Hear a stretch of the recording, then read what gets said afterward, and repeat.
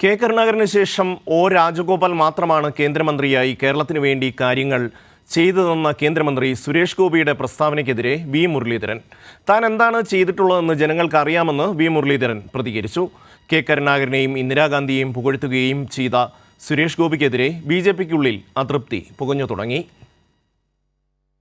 Leader Shri Karunakaran ചെയ്ത കേരളത്തിന് വേണ്ടിയുള്ള അദ്ദേഹത്തിന്റെ ഇന്ദിരാഗാന്ധി എന്ന് പറയുന്ന ഒരു ദീപസ്തംഭത്തിലുള്ള ഒരു സ്വാധീനം എന്ന് പറയുന്നത് കേരളത്തിന് നന്മയായി വന്ന് ഭവിച്ചിട്ടുണ്ട്.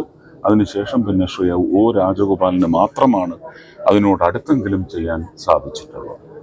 ആർക്ക് ഇഷ്ടപ്പെട്ടാലും ഇല്ലെങ്കിലും ഞാനൊരു പൗരൻ എന്ന നിലയ്ക്ക് ഇവിടെ ഒന്നുകൂടി അടിവരയിട്ട് പറയും.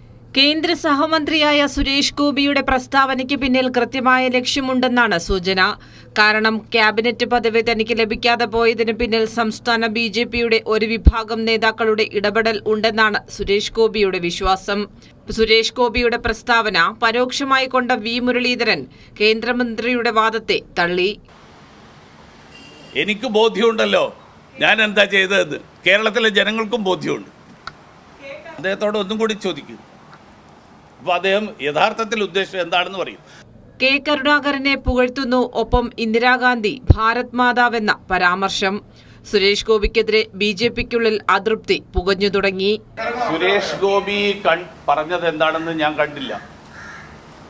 അതുകൊണ്ട് സുരേഷ് ഗോപി പറഞ്ഞതിനെ, കാരണം സുരേഷ് ഗോപി മന്ത്രി എന്നുള്ള നിലയിൽ അദ്ദേഹം ധാരാളം പല കാര്യങ്ങളും പറയുന്നുണ്ടാവും. ആ പറയുന്ന കാര്യങ്ങൾ എന്താണെന്നുള്ളത് ഞാൻ വ്യാഖ്യാനിക്കേണ്ട കാര്യമില്ലല്ലോ, അത് അദ്ദേഹം തന്നെ പറയും. അദ്ദേഹം എന്തെങ്കിലും പറഞ്ഞിട്ടുണ്ടെങ്കിൽ എനിക്കറിയില്ല അദ്ദേഹം പറഞ്ഞ വാക്കുകൾ എന്താണ്. എന്നാൽ കേന്ദ്രമന്ത്രി കൂടിയായ സുരേഷ് ഗോപിക്കെതിരെ പരസ്യ പ്രതികരണങ്ങൾ വേണ്ട എന്നതാണ് ബിജെപി സംസ്ഥാന നേതൃത്വത്തിന്റെ നിലപാട്. ഇത് ബിജെപിക്ക് തിരിച്ചടിയാകുമെന്നും വിലയിരുത്തലുണ്ട്. കൈരളി ന്യൂസ്, തിരുവനന്തപുരം.